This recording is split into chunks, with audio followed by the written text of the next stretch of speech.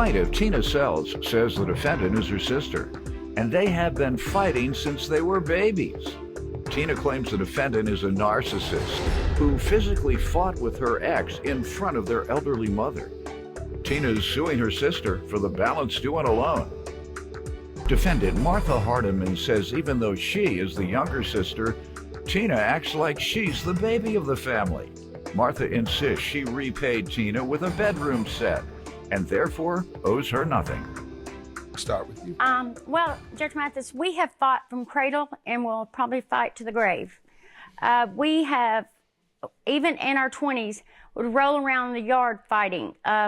She is a narcissist.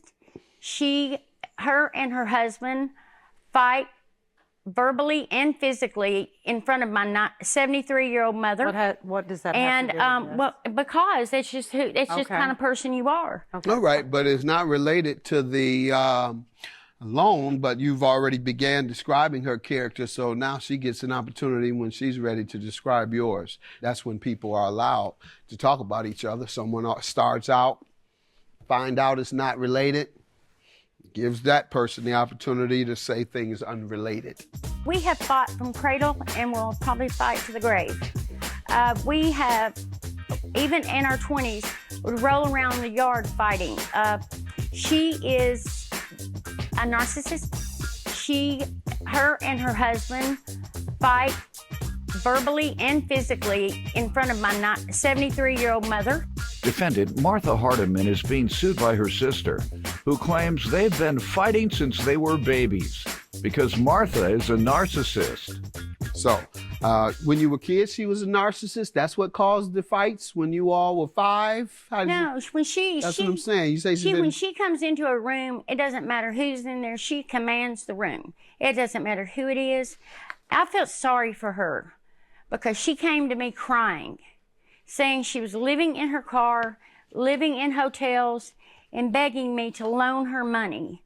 When was this? This was in January 27th, saying she wanted to borrow $4,700 to get an attorney to get a divorce. Got it. And, I felt sorry for her, and I let her borrow the money. And she said she would pay me back $100 a week. Well, 2 weeks she paid me back. After that, she's not paid me back. What has she said regarding She repaying said that you? she just hasn't had the money. Her work's been down. The tips hasn't been good. All right, ma'am, I'm here from you. Well, I'm the youngest sister. However, Tina has acted like the youngest sister. Yes, I did borrow the money going through a divorce, and Tina agreed $100 a week. I gave her $100 for 2 weeks, and I had a bedroom suit that I was getting through the marriage. So I said, Tina, I've got this bedroom suit I gave over $5,000 for. Will you take that for the money? Since, I'm struggling right now. She said yes, but now she's come back and said that the bed was broke and there was water damage. She did take it?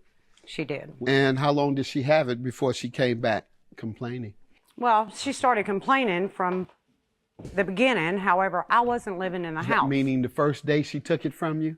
Yes. Okay. She called you that day? Yes, but I wasn't living in the house. I'll ask you that, ma'am. Right. You're saying that you gave her something to pay off the loan, right, and you said she called you back. It said that it was faulty.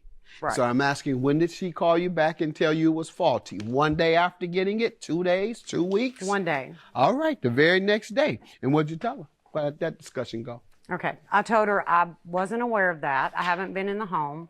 I didn't know what my husband had done to it, that it wasn't like that when I was there. Okay. I have pictures to prove the damage to the bedroom. Yeah, she said she didn't know. So you gave her something that you didn't know the value of.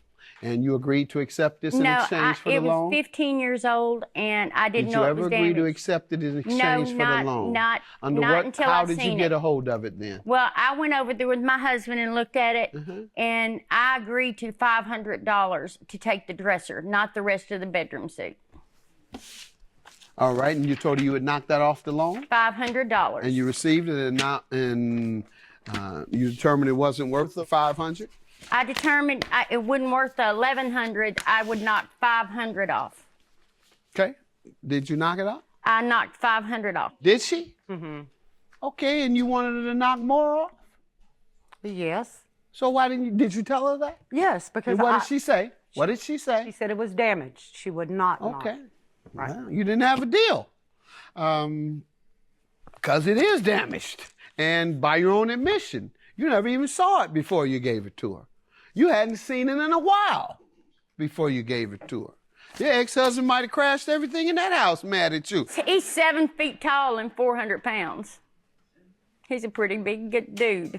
Defendant Martha Hardiman is being sued by her sister, who claims they've been fighting since they were babies because Martha is a narcissist. All right, and that's your only defense is that you paid her in furniture and $500 was to be the discount. Judgment for the plaintiff. You've proven your case. She admits to owing. Her only defense was she told you could have raggedy bedroom furniture and that she hadn't seen at all. And you say it was faulty as the pictures show. And the agreement was only for $500. Yes. But she gave you something that wasn't worth $500. Nope. So I'll grant you all of your money. Have a good day. Thank you, Judge Judgment for the Mathis. plaintiff. Come here. Come here. Come here. Come here. Come here. Give me a hug.